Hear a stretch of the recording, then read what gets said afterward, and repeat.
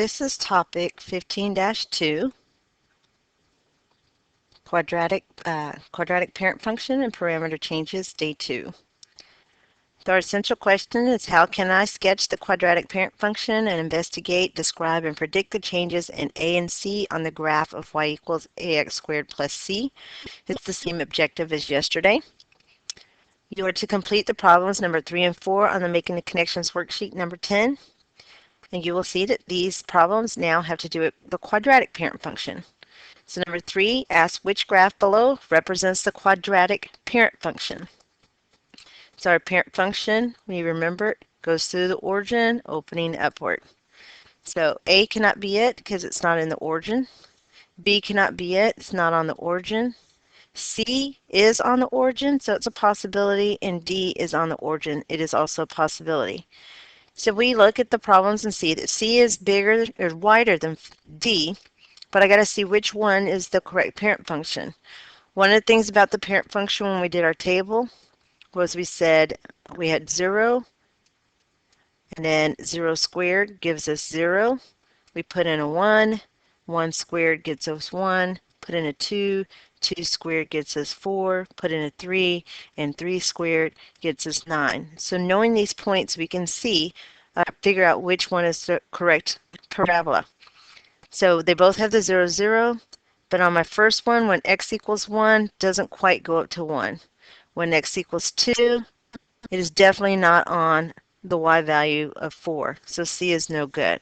Let's check D. When x is equal to 1, y is equal to 1, that is a point on the parabola. When x equals 2, y is equal to 4, that is a point. And when x equals 3, y equals 9, that is also a point. So D is our parent function. Number 4, same type of question. Now it's asking, do you recognize the parent function given a graph, and can you recognize the equation of the parent function? So what is the parent function of the graph? This is a chance where you could use your calculator to see what each one of these graphs look like. So if you plot this in your calculator, put this in y1 and graph it, you will see a line with a negative slope. If you plot G, you will see a parabola that is opening down. If you plot H, you will see a line with a positive slope. And if you graph J, you will see a parabola opening up. So the parent function, remember, must go through the origin 0, 0 and open up. So our correct answer is J. The picture that they give you, it's just saying, do you recognize that this is a parabola and not a line? So if it was a line, the parent function would be h, because that's the linear parent function. The fact that it's a parabola, you recognize that a parabola parent function is y equals x squared. The following are going to be the answers to assignment 15-1. So I'm going to hold the page for about a couple seconds. If you need to look more closely or longer to check your answers, then by all means, please pause the video recording. So these are the answers to assignment 15-1.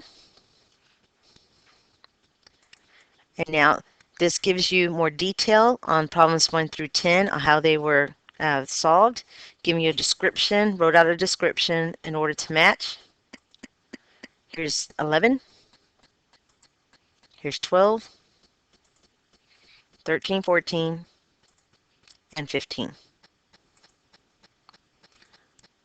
So starting with our topic for today, you need to get out your topic from the previous day. If you cannot answer these questions, that the first question and the summary that is there, get out your topic 15-1, and you should be able to find the answers to the questions for the number 1 and the summary. It is taken from the first problem on 15-1 and the summary from 15-1.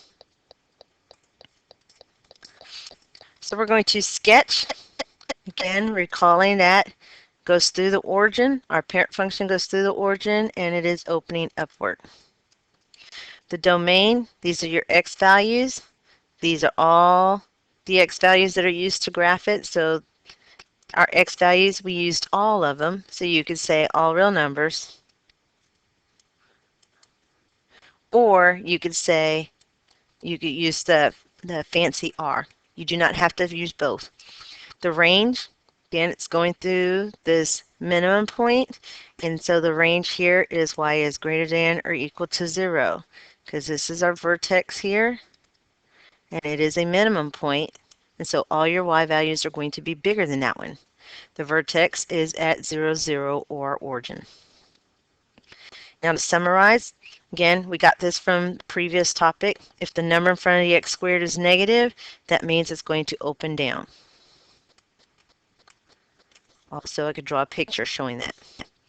If a is a fraction and it's positive, so it's a positive, it means it is going to, I am shrinking it, which means it's going to get wider. If a is a number bigger than 1, that means we are stretching it, and it means it's going to get narrower because I am pulling it and getting it narrower. If k, the number at the end being added to it, that means we're going to move it up 1, or move it up, however the value of k is. And if k is negative, that means we move it down, whatever the value of k is. Sometimes you'll see me just put an arrow and then whatever the number is, and moving down whatever the number is. So let's apply some of this.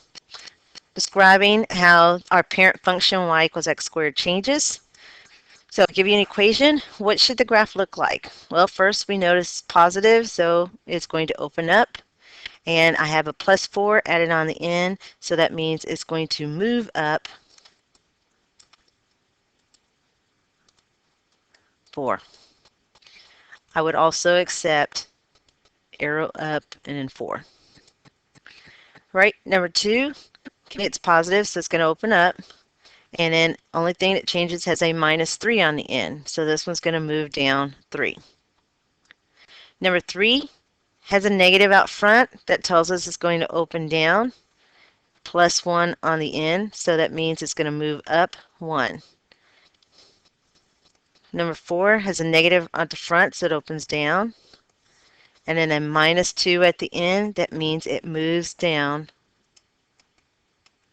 2. Number 5, I have a number in front. It is a whole number. That means that, hey, I'm going to make it taller or stretch it. So it's positive, means it's up. It's stretching, so I'm either going to say it's stretch or the picture is going to look wider. Has a positive 1/3, it means it's opening up. And since it's 1/3, I'm shrinking it, which makes it wider.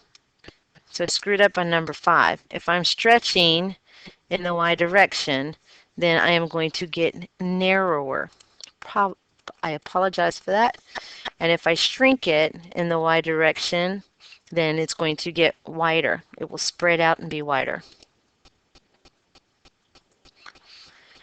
Number 7, how does the graph y equals 3x squared minus 5 compare to the graph y equals 3x squared plus 8? So I'm going to draw a picture because I'm very visual. I like to see pictures. And compare the pictures. If you cannot imagine what the pictures look like, then your calculator will come in handy. So I'll give you time to get a calculator. So looking at the equations, I see that they both have a 3 in front of the x squared, so it's going to get taller or narrower. But what I need to know is, how does the shifting compare? So the first one says a minus 5. That means it's going to shift down 5 units. And still opening upward. So here's my first graph is now at a minus 5 units. The second graph says a positive 8. So that means from the origin it's going to go up 8 units. So when I graph it, it's going to be far above the origin at a positive 8. So I've just labeled it.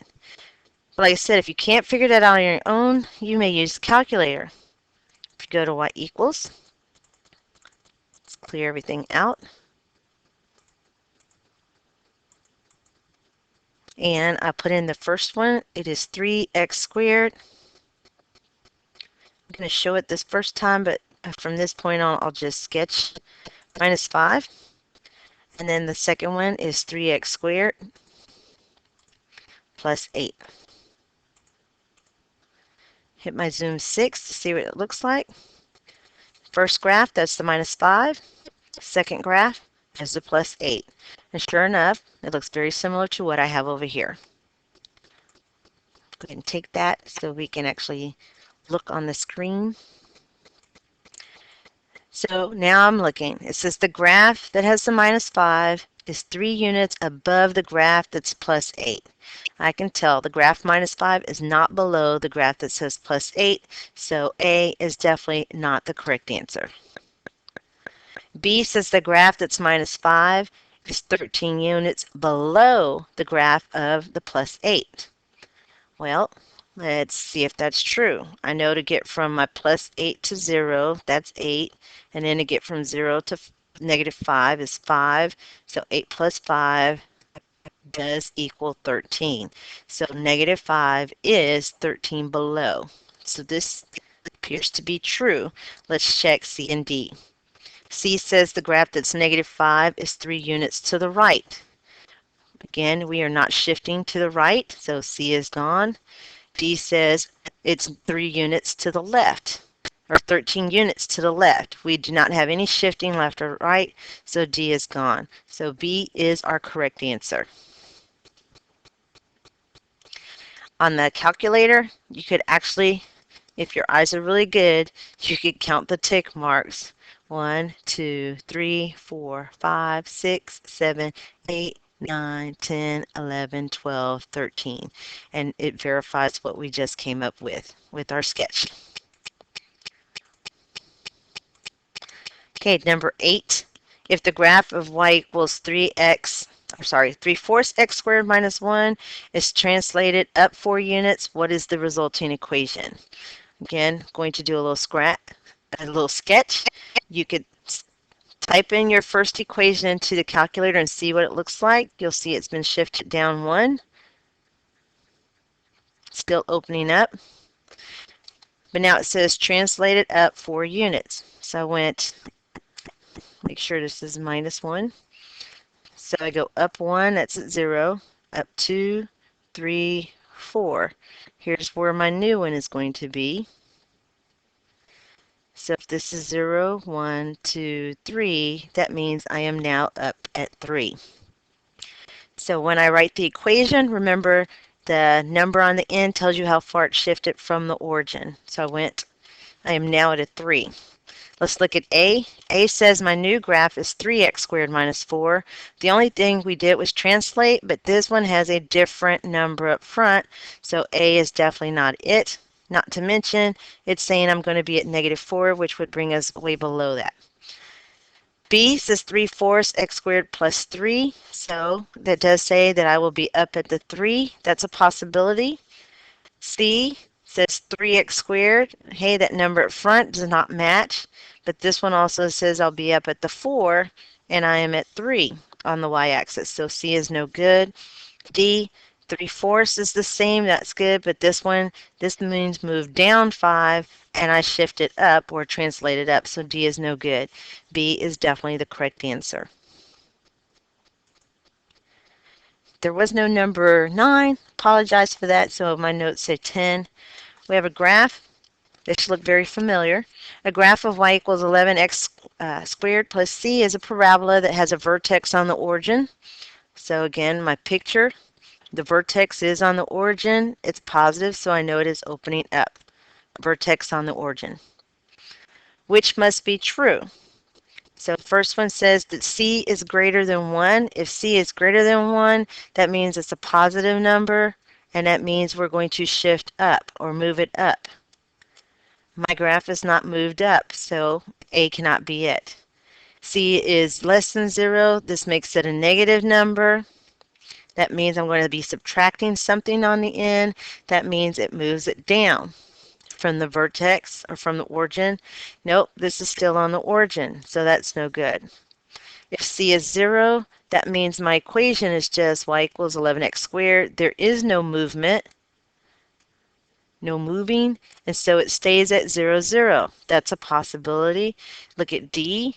It says let C be 11, so this would be y equals 11x squared plus 11. This means I'm supposed to move up 11 spaces. It would not be on the origin. It would be someplace way up here, and therefore D is not correct, and C is our correct answer. So your assignment, the first part looks just like the notes we started off with. Make description based upon the equation, except now you will see, like in number 5, you're not only dealing with a negative number or negative, but you're also dealing with a number. So take it piece by piece. The negative will tell you something, and then the 1/4 will tell you something. Number 7 and 8, this time it's giving you a picture, and now you have to draw or come up with the equation based upon the picture. So you just need to describe the picture. If you look at number 7, it is opening down. So if it's opening down, how does that change your parent function equation? Number 8, it is opening up, but you see that it is moved down or shifted down 1. So this moved down 1. How does that change your parent function equation? Number 9 is asking you for the domain and the range. Okay, so this one, domain, remember the x values that are being used, and the range are the y values that are being used.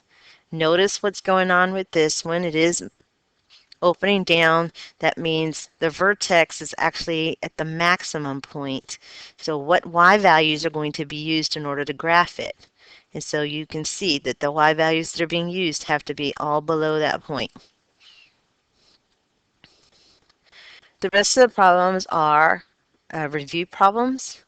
And so when it says factor completely, it means your answer should be in the form of a product. I need two things that are going to multiply together. You'll have some numbers, plus or minus in between numbers in order to get this. Okay, number 11, again, it's factoring. I'll give you a hint. You need to find the GCF. Number 12, factoring. Again, rewriting it as a product. 13, read what is here and find the expression that matches what you have there. So this goes back to your vocabulary. Number 11, you're given the length and the width, and it's asking you to find the area. So if this is my length and this is my width, the way that we find area is length times width. So this means take the x plus 5, multiply it times the x minus 2. When you multiply that out, it should match one of the answers here. Number 15, you're writing an equation of a line that passes through the point and it has a given slope. When you write the equation, we want it in the form y equals mx plus b, so that when you finally write the equation, you're putting in what's the m and what's the b. However, to get that equation, the first thing you're going to have to do is to solve for b, because you will see it's giving you an x of 2, it's giving you a y of -5, and it's giving you a slope of -3.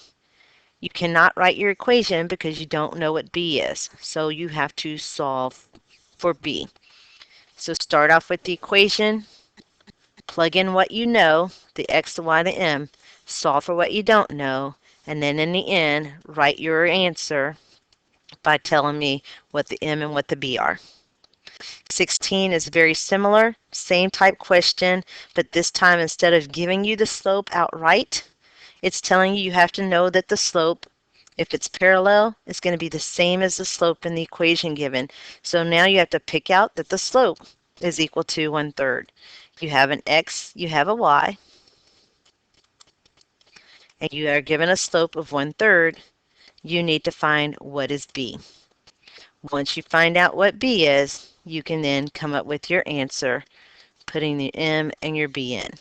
So again, using the y equals mx plus b equation, plug in what you know, solve for what you don't, and then you can write your final answer. Oops, did not mean to do that. This concludes the topic 15-2.